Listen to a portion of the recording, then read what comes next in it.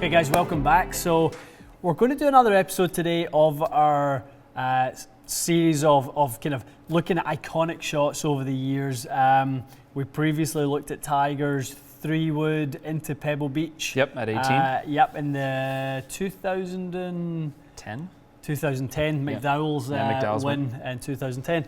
So today we're looking at another icon of the game, possibly the biggest icon of the game, Jack Nicklaus and his 1-iron from the 72 US Open at Pebble. It's his 1-iron, and when a par would do, he goes right for the flagstick.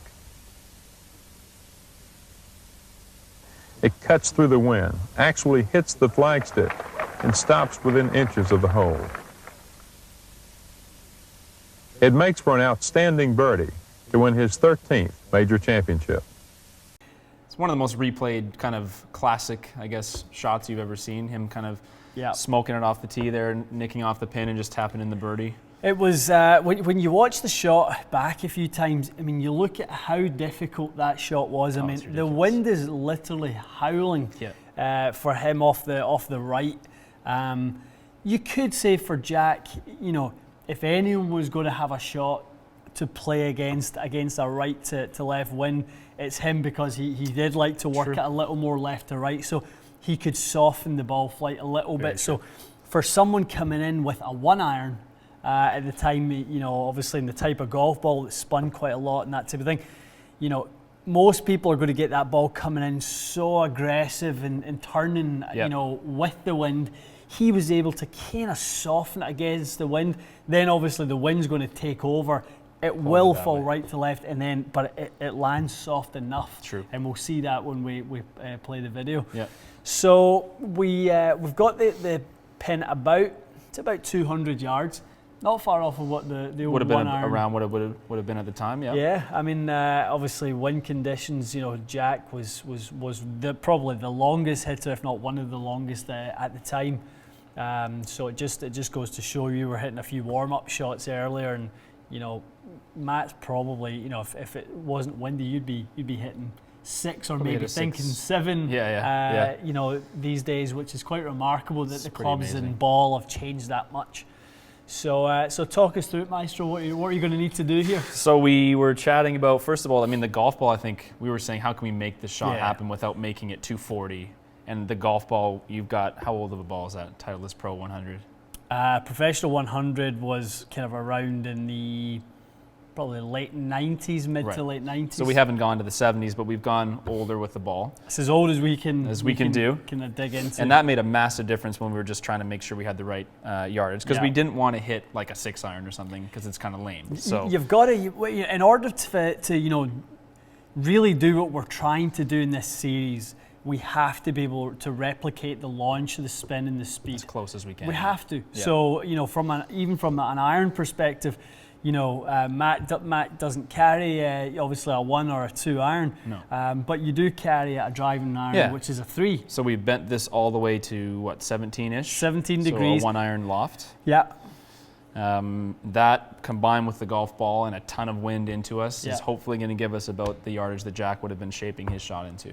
So we can see the way the ball takes off quite low, so we're probably looking for a fairly low launch angle. It would have floated up a little bit, but mostly due to the wind. He probably would have done his best to knock some spin off, but what are you going to do in 1972 with a spinny ball? It would have been spinning quite a bit. So we're going to try to, for me, it's a shot that I guess I'm holding it up against the wind with a slight bit of draw. Yeah, you're trying to draw try to simulate that. Try to hit kind of a low, sort of punchy 1/whatever iron that we've crafted here, and see how close we can get it. And you know, it'll be interesting. We'll hit quite a few shots at this, and hopefully, you know, for you guys to see the reason better players want to shape the ball is for exact sort of times like this, when you have maybe a time where there's a certain pin location that you can access with a shape, or the wind that allows you to hit a significantly softer flight. Ultimately, we're trying to hit a draw here because we want to hit a softer flight. I mean, you look at this this flag, Matty, and the pin is on the kind of back left. if you just aim that right on the right-hand side and let the wind drift in, the ball's going to be coming in so hot. Exactly. It's going to hit one bounce and scoot through the back of the green. Yep. You have to sort of soften it against the wind in order to get it to land softly. Yeah, which is it's kind of so advanced even for like if you're a scratch player. Yeah. I think even that concept is very, very sort of beyond what most people would try. No question. But for someone like Jack and Tiger and these guys, they're trying to hit shots into wind to make the ball fly straight. That's right. I know. It's crazy. Yeah. All right. I'm Let's going to see take a crack at this. We're not going to wait until I hit the pin because we do have other stuff to do today and this week. What do you think? Inside of what's acceptable? I think if we can get this inside 10 feet, 12 feet, we're doing really, really well. All right. So we do not have a lot of loft in front of us. This golf ball looks really weird and small and old. All right, Matty, 198. Wind's about 25 miles an hour coming at you out the right-hand side, Okay. out the southwest. I mean, this for you is kind of a stock flight, which is little draw. Yeah. You just need to flight it down a little bit. Yeah. So for you, this is kind of in the wheelhouse. Same as it was, to be fair, for Jack. Yeah. Quite comfortable for him to normal hit. shot, right? He just has to kind of hit his normal shot and hope just to hold the flight up against the wind. So. Okay. I'm going to start it a hair right of the pin. Okay. And hopefully just play the normal shape.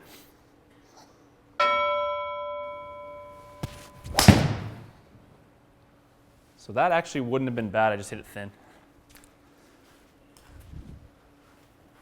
But it's amazing with no curvature to hold the wind how much that actually just would take off left. Definitely. Well, look at that. Look at the spin axis. That was in fact right. Has draw spin axis. So there's your idea. You know, it's ended up 21 yards left with some sort of draw. That's crazy. To the golf ball. All right, catch this a little more solid, hopefully.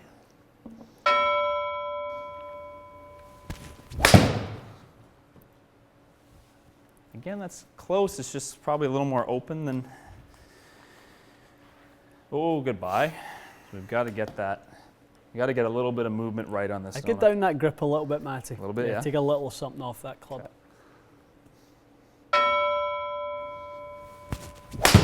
Ooh, that might be close. Oh.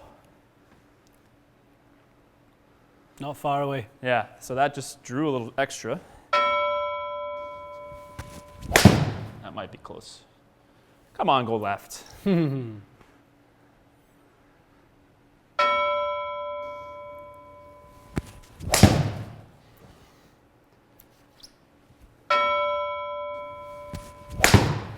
on.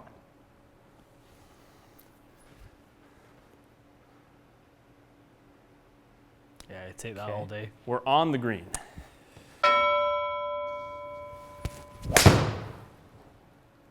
Oh, here she comes. Lynn's holding it. Wow, that is some serious wind to hold that out there.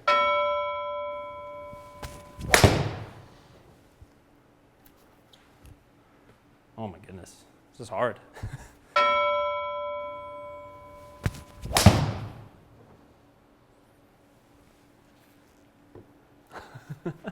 It's so close, but it just drifts.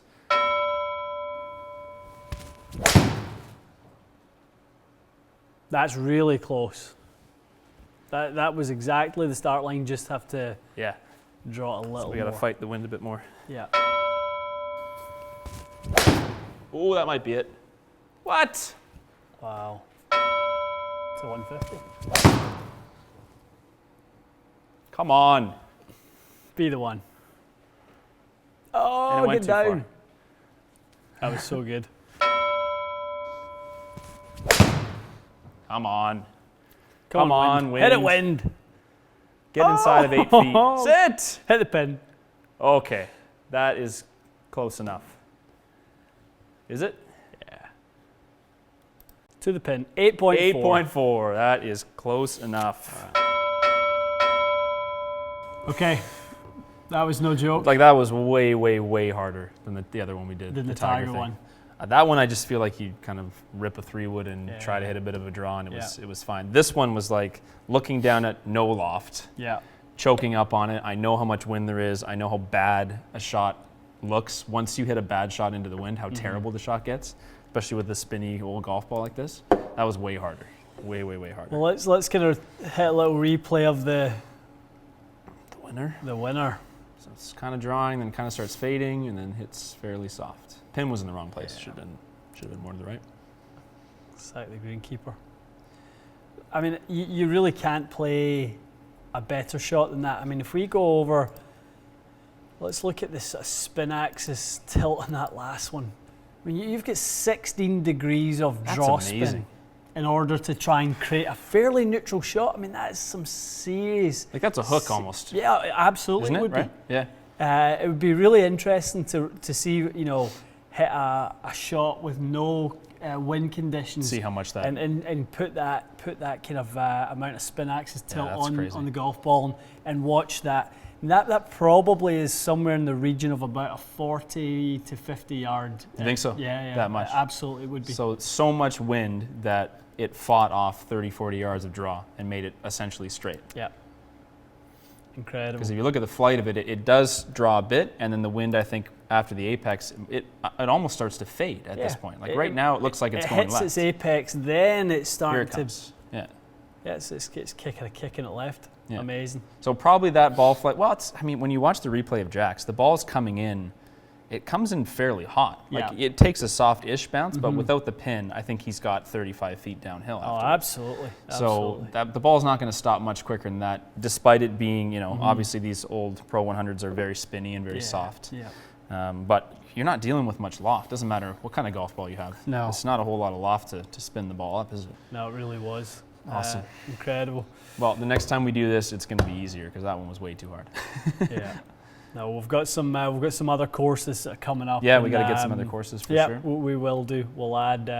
We maybe can get. I think there's a couple other courses where Jack had iconic 1-irons. I think the famous 3 are Baltusrol, obviously. The Masters, which we won't have on. We won't be able to have the Masters. Won't have the Masters on this, but there's certainly a few other ones that we could add. Awesome. Well, hopefully this was fun for you guys. It was a laugh for us.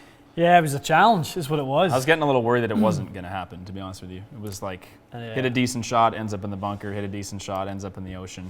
Guys, hope you enjoyed this as much as we had fun making it. Yeah. Let us know the shots that you want us to recreate. Absolutely. I'd love to know what iconic shots you guys would like to see. In an ideal world, go to Foresight's I was going to say, I'll put the link below. Yeah, have a look at the list of courses that we have access to. Obviously, there's certain requests that we've had, but we just don't have access to the courses through the software. But almost all of the British Open Rotas in there, Oakmont's on there. There's a bunch. So have a look and see through the history. I'm sure there's lots of history buffs that like to go back and dive into those. So let us know what you want to see for sure.